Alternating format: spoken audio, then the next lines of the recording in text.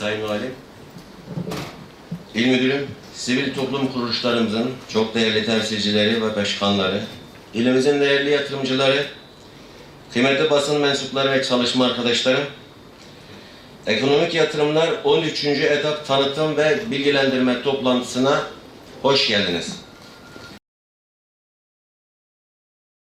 Birim fiyatlar çerçevesinde oluyor. Bunu hiçbir surette aşamıyor.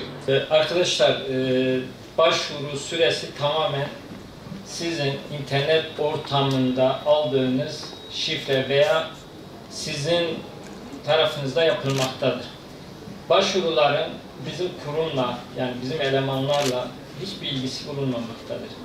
Biz bu konuda bir yürütme birimimiz var. Ben varım, müdür yardımcısı arkadaşlar var, şube müdürümüz var.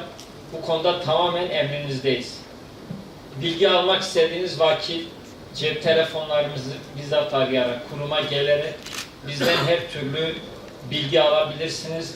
Belgelerinizi bize sorabilirsiniz. Belgelerin uygunluğuyla ilgili bizden bilgi alabilirsiniz arkadaşlar.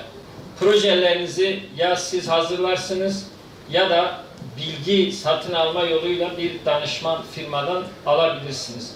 Arkadaşlar, bizim kurumun hiçbir danışman firmayla, hiçbir kişiyle, proje hazırlayan kişilerle bir ilgisi bulunmamaktadır. Herhangi bir yatırımcımıza, herhangi bir kişi, danışma firma veya birileri, ya projelerinizi ben hazırlarsam, kurumda şöyle olur, geçiririm, şöyle yaparım. Arkadaşlar, bunlarla hiçbir ilgimiz bulunmamaktadır.